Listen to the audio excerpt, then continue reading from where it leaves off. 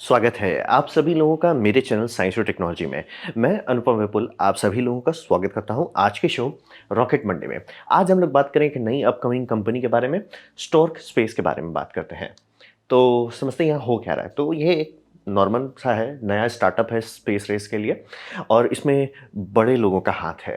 इसमें $65 million Bill Gates का हाथ है। मतलब बिल गेट्स का एक फाउंडेशन है, वो फाउंडेशन इसको सपोर्ट कर रहा है। अब बिल गेट्स मतलब ये समझिए एक थोड़ा-सा मिसिंग थे स्पेस रेस से, लेकिन उनका कहना है कि भैया जब रॉकेट सब लोग यूज़ ही करेंगे और ये मतलब चाहते हैं कि एनवायरनमेंट बचा सकें, तो अगर रहेगा ही नहीं एनवायरनमेंट तो बचाने का क्या रहेगा, क्योंकि सब लोग रॉकेट से ही खराब कर देंगे। तो रॉकेट में भी एक अपना ऑप्शन देना चाह रहे थे कि एक अच्छा अल्टरनेटिव क्लीन इकोसिस्टम दे दिया जाए। और इनको मतलब इनकी टेक्नोलॉजी में कोर एसेंस इतना है कि इसको नासा भी बैकिंग मिल रहा है, स्पेस फोर्स भी दे रहा है, नेशनल साइंस फाउंडेशन भी दे रहा है। ये सब मतलब सपोर्ट करेगा, भैया अगर आप रॉकेट बना लेते हो तो उसका सर्विसेज हम लेंगे।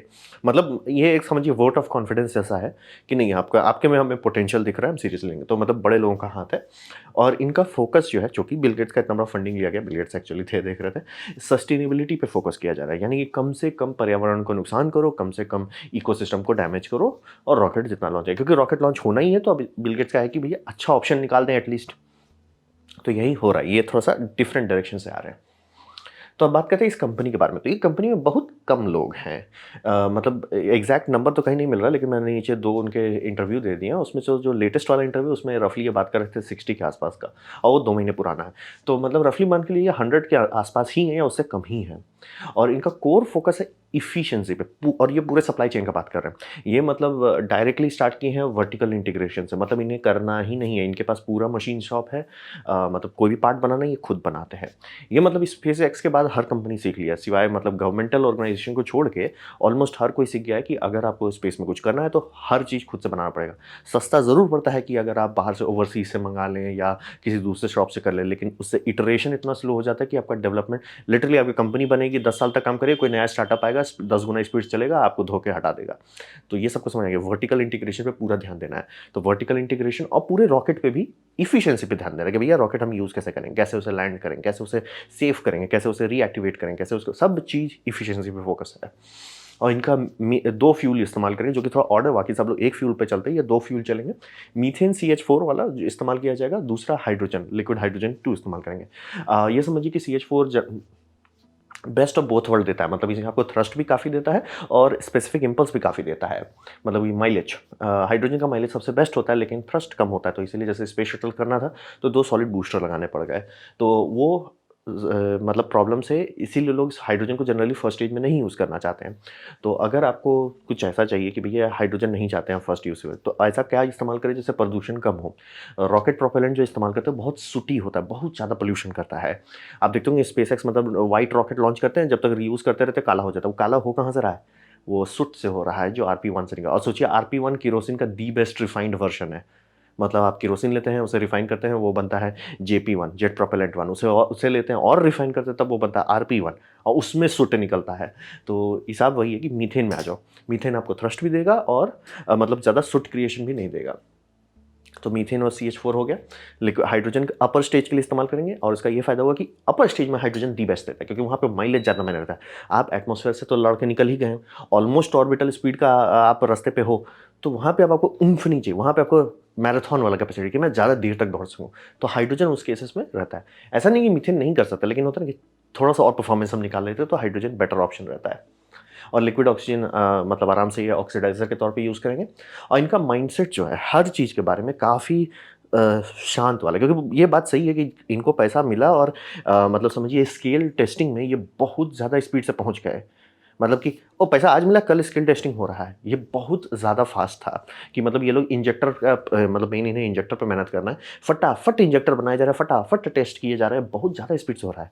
तो इनका मेन है माइंडसेट का। मैं बार-बार कहता हूँ कि जब भी कोई गरीब है या कोई देश गरीब है, 99% केसेस में वो होता है माइंडसेट के चलते। कभी भी ऐसा नहीं होता ओह! इनके पास रिसोर्सेज़ नहीं है। जिनके पास रिसोर्स नहीं है, वो बहुत आगे चले जाते हैं। जिनके ओह! इनका वॉर हुआ, एक्सप्लॉइटेशन हुआ, भाई सबके यहाँ हुआ। बस अलग-अलग टाइम पे हुआ।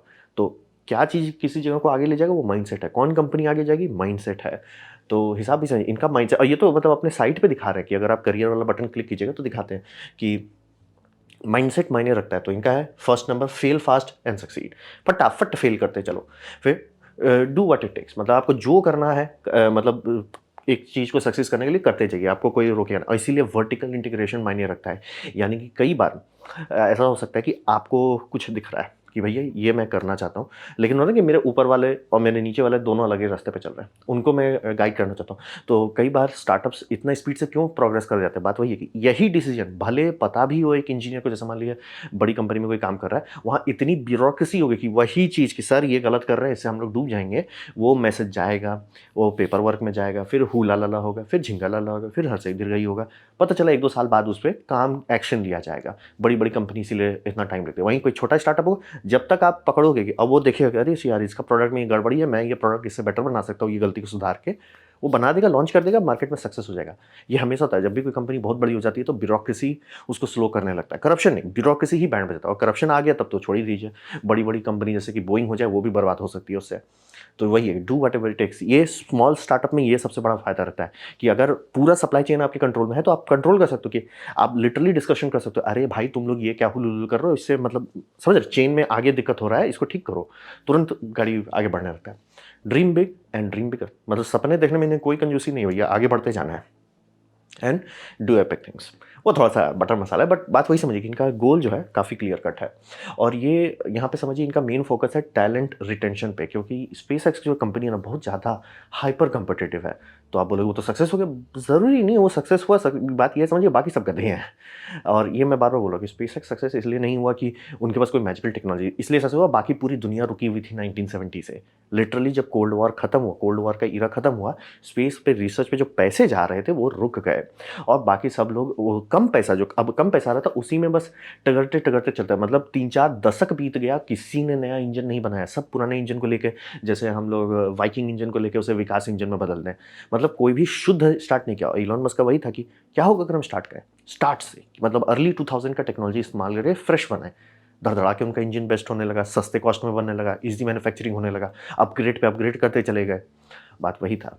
और यहाँ पे अभी समझिए इलॉन मस्क के केसेस में ये हो रहा है कि स्पेसएक्स को बहुत ज़्यादा वो घसीट रहा है, क्योंकि 3-4 चीज़ एक साथ खोल दी है ना, कि मतलब मुझे स्टारशिप भी बनाना है, मुझे स्टारलिंक भी कंप्लीट करना है, 4-5 चीज़ एक साथ कर रहे हैं। और मतलब आईएसएस का जितना रीसप्लाई मिशन है जिससे मेन पैसा आता है उसे भी फटाफट करना है, तो बहुत ज़्यादा स्ट्रेन करते हैं और लिटरली निकालते रहते हैं। जब भी मतलब किसी का भी परफॉर्मेंस थोड़ा सा खराब होता है निकालते रहते हैं। बात है ये सब ठीक है शॉर्ट ड्यूरेशन में, लॉन्ग ड्यूरेशन में ये आपकी कंपनी को ऐसा बना देगा कि कोई भी वहाँ नहीं काम करना चाहेगा। अच्छे अच्छे कंपनी ब्लोटेड हो गए इस चक्कर में कि सिर्फ जो ब्यूरोक्रेसी कर सके, या जो मतलब समझ रहे अच्छा से बटरिंग कर सके, ये परफॉर्मेंस के पीछे इतना भागना अनसेफ कर देता है ना। क्योंकि आप समझिए जो बंदा अभी इंजीनियर पे काम कर रहा है, रैप्टर 2 पे काम कर रहा है, मार्क 2 पे, उसको क्या मिलेगा मार्क 3 बनाने का? एनडीए मिलेगा कि भैया 500 पेज का एनडीए साइन करो कि तुम किसी को बताओगे नहीं तुम यहाँ क्या किए। पैसा पैसा मिल जाएगा, फ़ायदा क्या होगा भाई? वो लोग 80-80 घंटा हर हफ्ते काम कर रहे हैं। तो ये समझना बेहद ज़रूरी होता है कि एक पॉइंट के बाद हर कोई ये 20 टू 30 करता है। 30 टू 40 में लोगों को थोड़ा डाउट होने लगता है, जिसको कहते हैं ना मिड लाइफ क्राइसिस आने लगता है, वो उस टाइम पे आता है कि भैया हम कर क्या रहे हैं? क्योंकि समय बीत रहा है। आप और अगर आपके बीवी बच्चे हैं, आप दोनों में किसी को नहीं देख पाओगे, ना बीवी को देख पाओगे, ना बच्चों को देख पाओगे, तो फ़ायदा क्या है? तो ये स्पेसएक्स जो बहुत ऑलमोस्ट टॉक्सिक होते जा रहा है इस कारण से कि बहुत ज़्यादा ग्राइंड कराते हैं अपने एम्प्लॉय को, best of the best, best of the best, best of the best, best. It's like sir आप अमीर बन जाओगे, वर्ल्ड के रिचेस्ट बन जाओगे, मैं तो वहीं का वहीं रह जाऊँगा ना। तो बहुत सारी कंपनियाँ अब इस बात पे ध्यान दे रही हैं। समझिए ब्लू ओरिजिन भी बोला कि नहीं, नहीं ये कुछ ज़्यादा हो गया, कुछ ज़्यादा हो गया। जितनी भी कंपनी स्पेसएक्स को स्टडी कर रही है कि उससे सीखें, बहुत सारी चीज़ सीखने का, ये एकदम नहीं है। तो ये कंपनी भी देख ली कि ये आपको देंगे स्टॉक ऑप्शंस देंगे, क्योंकि छोटी कंपनी है, ये रिस्क लेना होता है। आपको सैलरी भी अच्छी खासी देंगे, पेड टाइम ऑफ कि भैया ठीक है आप छुट्टी लेके जा सकते हो, 401 यानी आपकी रिटायरमेंट का भी व्यवस्था है, हेल्थ इंश्योरेंस, पेरेंटल लीव और flexible work environment with flex time. मतलब कि काम तो आपको करना ही है, लेकिन आप अपने हिसाब से कीजिए, ऑर्गेनाइज कीजिए। और ये काफ़ी इस बात पे फोकस कर रहे थे। इनका अप्रोच है ना कि मतलब सब दौड़ रहे नहीं है, इनका अप्रोच है बटान वाला स्टेज में, कि आप दौड़ रहे हो, पूरा जोर लगा के दौड़ो, जब आप थक जाओ बटान किसी दूसरे को पकड़ा दो, वो अब दौड़ेगा आगे, फिर वो थक जाएगा, फिर वो किसी को देगा, ऐसे ऐसे करके वो साइकिल करना चाहते हैं। और ये मुझे अच्छा लगा कि ये रेस में जो कूदे हैं लंबा टिकना चाहते हैं, क्योंकि वो चाहते हैं ना फास्ट एंड लूज, सबको करो, सबको, आपका नाम अभी बड़ा है, एक पॉइंट के बाद वो नाम ठंडा पड़ जाएगा। क्योंकि और हर कोई जो काबिलियत में रखता है ना, जो उतना हाई काबिल पे है कि अरे भैया हम तो स्पेसएक्स में ही रहेंगे, हम और मतलब स्पेसएक्स फायर नहीं कर सकता क्योंकि इसका टैलेंट इतना हाई लेवल पे, वही लोग छोड़ने लगेंगे आपकी कंपनी। और ये हो चुका है। एक और कंपनी है रिलेटिविटी स्पेस, उसमें कौन गए? स्पेसएक्स वाले ही गए, बेस्ट ऑफ द बेस्ट ही गए। क्योंकि अगर आप ऐसा इन्वायरमेंट बना दो जो कि भैया मुझे खटते रहना, भागते रहना, तो इट्स लाइक मैं भागूंगा ही ना सर दिन भर, तो अपनी कंपनी के लिए भागता हूँ, क्या पता सक्सेस हो जाए। क्या पता मैं कल को करोड़पति बन जाऊँ, तो आपके नीचे क्यों भागूँ? तो बात वही रहता है कि जब आप जॉब दे रहे हो तो जॉब जैसी फ्लेक्सिबिलिटी देनी होती है। ये नहीं कि तुम जॉब कर रहे हो लेकिन ऐसे खट मारो कि ये तुम्हारा है। सर मेरा नहीं है। तो ये थोड़ा अप्रोच जो है मुझे अच्छा लगा कि मतलब एटलीस्ट कोई ध्यान दे रहा है कि नहीं भाई कंपनी ऐसी नहीं होनी चाहिए कि खट मर रहे हैं सब उसके, क्योंकि लॉन्ग टर्म में वो नहीं चलता है। 10-20 साल चल जाता है, उससे ज़्यादा नहीं चलता है, और वो भी मैं ज़्यादा ही बता रहा हूँ। अब यहाँ इनका टेक्नोलॉजी पे बात करते हैं। तो टेक्नोलॉजी जो इनका सबसे यूनिकनेस है, वो ये है कि ये एक वर्चुअल एरोस्पाइक इंजन बना रहे हैं। तो उसका क्या मतलब होता है, आप ये एनिमेशन के साइड पे बार-बार देखेंगे तो हो ये रहा है कि इनके पास थ्रस्टर्स रिंग है। थ्रस्टर रिंग में खूब सारे छोटे-छोटे इंजेक्टर्स हैं। वो इंजेक्टर में थ्रॉटल है, आप आराम से कम बेसे कर सकते हैं। तो जैसे ही सेकंड स्टेज फायर करता है, मतलब ऑलमोस्ट अपर एटमॉस्फेयर में, वो एक कोन बनाता है। अब ये कोन इन्वर्टेड कोन है, जैसे एरोस्पाइक में बनता है, तो वहाँ पे गैस ट्रैप होता है, वो एरोस्पाइक जैसा बिहेव करता है। अब कितना एक्यूरेट है क्योंकि अभी तक रियल वर्ल्ड में किसी ने लॉन्च नहीं किया तो नहीं पता, लेकिन मतलब बात वही है, इसीलिए लोग बार-बार बोल रहे हैं कि the best space performance engine कहाँ से आ रहा है? बेस्ट परफॉर्मेंस के लिए आपको बहुत बड़ा नोज़ल चाहिए, तो आप लोग नोज़ल के लिए देखिए फाल्कन 9 देखिएगा, फाल्कन 9 का बेस में देखिएगा 9 नोज़ल अटते हैं। अपर स्टेज का नोज़ल देखिएगा सिर्फ 1 अटता है पूरे डायमीटर में, तो वही समझिए नोज़ल बहुत बड़ा चाहिए। तो सबसे बड़ा नोज़ल आप क्या कितना डाल सकते हो? एरोस्पाइक, क्योंकि एरोस्पाइक वर्चुअल नोज़ल होता है, वो बहुत बड़ा हो सकता है, मतलब ऑलमोस्ट 90% एफिशिएंसी या उससे भी ज़्यादा एफिशिएंसी दे सकता है। तो ये टारगेट उन्हीं का है कि मतलब, और अगर बहुत बड़ा दे देते तो री सेकंड स्टेज का री-एंट्री में दिक्कत होता। तो इसे अब वही है कि छोटा-सा री-एंट्री प्लेट चाहिए तो इंजन उसके इर्द-गिर्द लगाओ, और इंजन वर्चुअल एरोस्पाइक बना रहा है, बड़ा-बड़ा नोज़ल नहीं है, उससे वजन भी कम रहेगा। तो ऐसे करके ये इनको परफॉर्मेंस मिल रहा है। 30 स्मॉल थ्रस्टर जो एक बड़े इंजन जैसा बिहेव करेगा, और 30 पॉइंट फॉर स्टीयरिंग और थ्रॉटल भी मिल रहा है। ये मतलब इनका है कि हम प्रिसिजन लैंड करेंगे, तो प्रिसिजन लैंड में दिक्कत होता है ना कि भाई कैसे, मतलब अगर आपके पास 4 इंजन है या 5 है या 9 है, बहुत ज़्यादा पॉइंट नहीं है आपके पास कंट्रोल करने की। यहाँ इनके पास 30 पॉइंट्स है, मतलब कि आराम से ये कंट्रोल कर सकते हैं। हो सकता है कि इनको शायद ऊपर में थ्रस्टर्स भी ना डालना होगा उसको रोटेट करने के लिए। सिर्फ मतलब एक ठोको थोड़ा-सा फायर करेंगे बर्स्ट में, वो धीरे-धीरे टिल्ट करेगा, जब टिल्ट होके ज़्यादा टिल्ट होने लगा, दूसरा काउंटर थ्रस्ट कर देगा, धीरे से स्टेल कर देगा। मतलब इनको शायद थ्रस्टर्स, एक्स्ट्रा थ्रस्टर्स जो ऊपर में रहता है, जो व्हाइट-व्हाइट फुस-फुस-फुस देखते हैं, उसकी ज़रूरत भी ना पड़े। तो वही समझिए ये सेकंड स्टेज में यही इनका सबसे मेन गैम्बल है। और इनका जो हीट शील्ड है, हीट शील्ड में ये लोग मेटालिक हीट शील्ड इस्तेमाल कर रहे हैं, जो रीजनरेटिवली कूल हो रहा है, यानी कि इसमें जो हाइड्रोजन चल रहा है और जो लिक्विड ऑक्सीजन है, दोनों में से किसी एक को इस्तेमाल करेंगे और उससे हीट शील्ड को ठंडा रखते रहेंगे। मेटल बहुत हाई टेम्परेचर बर्दाश्त कर सकता है बिना डैमेज के, और तभी तो आपका रॉकेट इंजन का नोजल कैसे टिका रहता है, बात वही है। उसको रीजनरेटिवली आप कूल कीजिए, मेटल बोलेगा भाई हम संभाल लेंगे। तो बात ये है कि ये सिरामिक को नहीं इस्तेमाल करना चाहते, क्योंकि सिरामिक बहुत फ्राइजाइल होता है। स्पेस शटल में यूज़ करने के बाद पता चल गया कि बहुत नाजुक कड़ी चीज़ है। इलॉन मस्क ट्राई कर रहे हैं अपने उसमें, जब देखो तब क्या टूट रहा है, स्पेस ये टाइल्स ही टूट रहे हैं। और सब बहुत लोग का हो रहा है कि वो टाइल्स कभी उतना कॉन्फिडेंस दे ही नहीं रहा है, कि इसलिए फटाफट ये लोग सेकंड मतलब ऑर्बिटल लॉन्च करें, क्योंकि उनको पता है अगर अभी ऑर्बिटल लॉन्च कर दिया, ऑर्बिट पहुंच जरूर जाएंगे लेकिन जैसे री एंट्री करेंगे पिघल जाएगा। तो क्योंकि वो टाइल्स देख रहे हैं ना, हर टेस्ट में देखिए कि एक टाइल टूट रहा है, 2 टाइल टूट रहा है, 5 टाइल टूट रहा है, तो उतना टाइल टूटेगा तो कैसे काम कैसे चलेगा। इनका वही है कि मेटल है, मेटल टूटता नहीं है, बेंड होता है। और रहा मत मान लें किसी जगह पे क्रैक हो गया, और क्या होगा, वहाँ लिक्विड चल रहा है, वो लिक्विड उसे कंटेन करेगा, मतलब डैमेज ज़रूर होगा लेकिन बोलेगा भाई फटो-वटो नहीं, डैमेज हो गया है, चिल मारो। इसीलिए मेटल रिजेनरेटिवली कूल्ड हीट शील्ड जो इस्तेमाल कर रहे हैं, ये इनकी दूसरी बड़ी टेक्नोलॉजी है। और इसका फ़ायदा हो रहा है कि 30 पॉइंट थ्रस्ट है, कोई सेकेंडरी एरोडायनामिक सरफेस नहीं है, मतलब कोई फिन्स नहीं है, कोई गाइड वेंस नहीं है, इसीलिए इनको री एंट्री के टाइम में इनको ज़्यादा हू-हा नहीं करना है। और super quick turnaround after landing, इसी पे मेन फोकस कर रहे हैं कि हम ये सब इंजन ऐसा। और ये हीट शील्ड के साथ दूसरा फायदा है कि जब सिरामिक टाइल्स जो आते थे वो बहुत देर तक गर्म रहते थे। बेस्ट इंसुलेटर है, तो साइड इफेक्ट है कि बहुत टाइम बाद ठंडा होगा, मतलब गर्म होने में भी बहुत टाइम लगेगा, लेकिन जब गर्म हो जाएगा तो ठंडा होने में भी बहुत टाइम लगेगा। जैसे होता है ना ईंटा तुरंत नहीं गर्म होता है, लेकिन जब गर्म हो जाता है तो ठंडा होने में बहुत टाइम लगता है। तो यहाँ मेटल है और उसमें फ्लूइड चल रहा है, तो फटाफट उसको गर्म ठंडा किया जा सकता है। तो ये लैंड कर गया, उसके बाद कितने जल्दी लोग उसके पास जाके रॉकेट को सेफ कर सकते हैं, उसको डिटैंक कर सकते हैं, जो जो भी करने का जरूरत पड़ेगा बहुत जल्दी कर सकते हैं। इस पे भी ये फोकस कर रहे हैं कि ये बनाए, ऐसा नहीं कि भाई रॉकेट आ गया हाँ उसे छोड़ दो कुछ घंटे के लिए, ना ना ना, फटाक से जाना है। तो टेक्नोलॉजी यही है कि ये वर्चुअल एरोस्पाइक इंजन बना रहे हैं, 30 टू 1 इंजन बनाने की कोशिश कर रहे हैं, रीजनरेटिव कूल्ड हीट शील्ड है, और कोई एरोडायनेमिक सरफेस नहीं है सेकंड स्टेज में, ताकि हाइपरसोनिक री एंट्री जब करेंगे तो उनको दिक्कत नहीं होगा। तो मतलब यूनिकनेस के मामले में बम बम चल रहे हैं। अब बात करते हैं इनका टोटल फोकस कहाँ जा रहा है। टोटल फोकस है हाई केडेंस पे, और ये शब्द आप आजकल हर जगह सुनेंगे, क्योंकि यही है जो अभी हमारे पास नहीं है। मतलब पहले था कि रॉकेट ही नहीं थे, अब हो गया कि रॉकेट हो गया, फिर था कि रियूजेबल रॉकेट नहीं, अब तो रियूजेबल रॉकेट भी हो गया, और 2-3 कंपनी और भी ऑलमोस्ट समझ रहे आने पे है। तो क्या नहीं है, केडेंस नहीं है। केडेंस का मतलब होता है कि फटाफट लॉन्च करो। एक गाड़ी निकल के, जैसे कि आप मान लीजिए किसी जगह पे आसनसोल में है, आसनसोल से कलकत्ता जाने का ट्रेन कितना बार आपको मिलेगा? मान लीजिए दिन में 1 बार मिलता है, तो उसको बोलोगे ठीक-ठाक है, मिल जाता है डेली। अब वही मान लीजिए हफ्ता में 1 ही बार है तो बोलेंगे लो केडेंस है। तो वैसे ही यहाँ पे समझिए, रॉकेट हमारे पास का सबसे बड़ा लिमिटेशन ये नहीं है कि रॉकेट नहीं है, रॉकेट फटाफट निकल नहीं रहा है। तो वही समझिए, रीयूजेबल रॉकेट बनाना आज के टाइम में, आज के टेक्नोलॉजी से आसान है, लेकिन उसे एफिशिएंट टर्न अराउंड रखना, कि ऐसा भी नहीं कि स्पेसएक्स इतनी बार फाल्कन 9 को रीयूज़ करा। ऐसा नहीं कि फाल्कन 9 आया लैंड, वही फाल्कन 9 1 दो दिन के बाद निकल जाएगा। बहुत टाइम लगता है उसे रिफर्बिश करने में, और वो एफिशिएंट होते जा रहा है। जो आप लोग देखते होंगे, ब्लॉक 1 था, ब्लॉक 2 था, ब्लॉक 3 था, ब्लॉक 4 था, ब्लॉक 5 आया। उस सब में क्या कर रहे थे? वो ऐसा कर रहे थे कि भैया अच्छा ये हिंज हमारा बैंड बजाता है रिफर्बिशमेंट के टाइम, हिंज चेंज करो। ये डिज़ाइन हमारा रिफर्बिशमेंट आसान करता है, उसे डालो। ऐसे-ऐसे करके वो कर रहे थे, क्योंकि रिफर्बिशमेंट में बहुत टाइम लगता है। आ गया रॉकेट, हाँ भैया, अब इसे यूज़फुल बनाना फिर से टाइम लगता है। वो टाइम ये घटाना चाहते हैं। कई दिन को कुछ दिन में या 1 दिन के अंदर निपटाना चाहते हैं, कि भैया हमारा रॉकेट आया, 1 दिन के अंदर उसको जो भी करना था कर दिया, फिर से नया सैटेलाइट लगाइए, भेज दीजिए।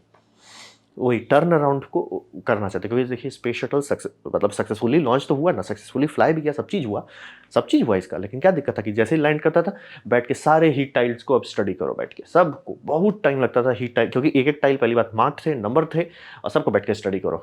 और एक भी हीट टाइल टूटा, क्रैक हुआ, वो हीट टाइल स्पेसिफिकली बनवाओ, फिर से लाओ, क्योंकि हर टाइल यूनिक था। और ये स्पेसएक्स कर रहा है कि भैया नहीं, हमारे सारे टाइल हेक्सागोन है, कुछ-कुछ जगह पे यूनिक है, लेकिन यूनिक टाइल का ग्रैंड टोटल नंबर बहुत कम रखेंगे। तो वही समझिए। और इनका पूरा अप्रोच, पूरा कंपनी में, पूरा इंजन के ये सिस्टम में सारा अप्रोच सिर्फ उसी चीज़ पे, कि हर चीज़ ऐसा रहे कि फटाफट यूज़ कर सकें, रीयूज़ कर सकें। और इनका टारगेट है 2 लॉन्च पर मंथ से आगे जाना। ये मतलब स्पेस शटल का सपना दिखाया गया था, जो मतलब पब्लिक को भेजी गई थी। उस टाइम सपना यही था कि सर हम लोग महीना में 2 लॉन्च कर पाएंगे। साल में 2 कर पाए, लेकिन महीना में 2 इनका टारगेट है। स्पेस एक्स ऑलमोस्ट पहुंचने वाला है, कि मतलब समझिए 1 लॉन्च पर हफ्ते तक पहुंच जाए। वो भी 2 मतलब कहिए 2 लॉन्च पर मंथ प्लस करना बहुत मुश्किल है अभी। और इस कंपनी को वहीं जाना, मतलब कि आइडियली हम लोग उस जगह पहुंचेंगे जहाँ 50 लॉन्चेस पर वीक पर वीक बोल रहा हूँ, 50 लॉन्चेस पर ईयर होने लगेगा। टाइम लगेगा थोड़ा, लेकिन पहुंचना वही है। तभी जाके आप हाई केडेंस कंपनी में आते हो। ऐसा नहीं कि भैया सर हम साल में 6 लॉन्च करते, कोई नहीं गिनेगा आजकल। साल में 12 करते, कोई नहीं गिनेगा। साल में 24 करते हैं, हाँ, अब हम लोग सीरियस हो रहे हैं। साल में 50 कर रहे हैं, अब आपके हाई केडेंस में आ रहे हैं। तो यही नेक्स्ट रेस होने वाला है, रीयूजेबिलिटी। मतलब क्योंकि जिनको दिख रहा है, इंडस्ट्री को स्टडी कर रहे हैं, उनको दिख रहा है कि भाई सब लोग का रास्ता खुल चुका है, आज नहीं तो कल पहुंच ही जाएंगे। तो नेक्स्ट फ्रंटियर क्या है? नेक्स्ट फ्रंटियर है कि हाई कैडेंस डालो, और ये कंपनी उसी रास्ते पे फोकस कर रही है। तो आने वाले टाइम में क्या होगा? तो यहाँ पे समझिए, ये पहले मतलब दूसरी इकलौती कंपनी है जो सेकंड स्टेज को रीयूज़ करने पे काम करे, और इनका अप्रोच काफ़ी यूनिक है। हो सकता है कि सक्सेस ना हो, लेकिन हो भी सकता है कि सक्सेसफुल हो और बहुत आराम से आगे चल जाए। और इनका बात ये कंपटीशन में ये फोकस नहीं कर रहे हैं स्मॉल लॉन्चर पे, ये मीडियम साइज़ लॉन्चर है। तो ये इनको दिक्कत नहीं हुआ कि अरे मतलब एक होता है ना कि जैसे इलेक्ट्रॉन रॉकेट था, बना, सीखा, लॉन्च किया, काम किया, तुरंत उन्हें रीयूजेबल बनाना पड़ रहा है उसे, जबकि उसके हिसाब से डिज़ाइन नहीं किए थे। ऐसा क्यों? क्योंकि बोल रहे थे स्मॉल रॉकेट हमेशा आपकी कंपनी का बैंड बजाता है। स्मॉल रॉकेट सिर्फ सीखने के लिए अच्छा औज़ार है। कंपनी खोलो, लॉन्च करो, इन्वेस्टर लाओ, धड़ाक से बड़ा रॉकेट बनाओ। तो वो न्यूट्रॉन बना रहे हैं। तो यहाँ पे इनको ये टेंशन नहीं है, ये स्टार्टिंग से न्यूट्रॉन के स्केल का रॉकेट बना रहे हैं। स्मॉल लॉन्च नहीं है, मीडियम लॉन्च पे ये चल रहे हैं शुरू-शुरू में। तो इनको बहुत है। लेकिन कंपटीशन बम बम हो रहा है स्पेस में, मतलब मात्रा में ज़्यादा लोग कूद रहे हैं अभी स्पेस में। तो देखिए आने वाले टाइम में क्या होगा। लेकिन हाँ, इनका यूएसपी के मामले में ये जेन्युइनली यूनिक चल रहे हैं, कि मतलब सेकंड स्टेज का इस तरह से वर्चुअल नोजल बना के चलाना, मैंने कॉन्सेप्ट भी किसी का नहीं देखा जो इतना आगे तक का है। और अगर ये सक्सेसफुल कर पाते हैं, हर एक चीज़ जो ही डिज़ाइन कर, देखिए ये मतलब स्टेज 1 के बारे में बात भी नहीं कर रहे हैं, क्यों? वो फाल्कन 9 जैसा ही दिखेगा, तो उसमें हुलुलुलु करके क्या करें? स्टेज 2 में ये तिगड़म कर रहे हैं। और स्टेज 2 इनका था कि भैया हमें मैन्ड नहीं बनाना है, और उसका टारगेट भी नहीं करेंगे। पहला है कि भैया इसे बनाओ, लॉन्च करो, केडेंस बढ़ाओ, कि भैया हम हर हफ्ते आपका एक लॉन्च कर सकते हैं बिना दिक्कत के। उस टारगेट पे ये चल रहा है। तो देखिए आने वाले टाइम में क्या होता है। अच्छा है, मतलब इनका केडेंस मतलब काम का स्पीड भी बहुत अच्छा है, और यूएसपी जेन्युइनली यूनिक है। अब लेकिन वो दो तरफ़ा धारी है, तलवार है, कि भैया यूनिक है, काम नहीं करता है, यूनिक है, बहुत बढ़िया एडवांटेज बन गया। तो ये था मेरा प्रेजेंटेशन इस नई अपकमिंग कंपनी के बारे में। उम्मीद करता हूँ आपको अच्छा लगा, कुछ सीखने मिला, कुछ समझ में आया। अगर ऐसा है लाइक कर दें, दोस्तों के साथ शेयर कर दें, उससे मेरा काफ़ी भला होगा। नहीं अच्छा लगा, नहीं पसंद आया, कोई बात नहीं, आप डिसलाइक दबा सकते हैं। मैं कहूँगा डिसलाइक 2 बार दबाएँ, उससे मुझे पता चलेगा कितना नापसंद हुआ है। मैं आपसे कहूँगा कमेंट लिखें, मैं हर कमेंट को पढ़ने की कोशिश करता हूँ। आपसे कहूँगा सब्सक्राइब कीजिए, बेल दबाइए अगर आप फ्री हैं तो। आपने अगर वीडियो देखा जान के मुझे बहुत खुशी हुई। धन्यवाद।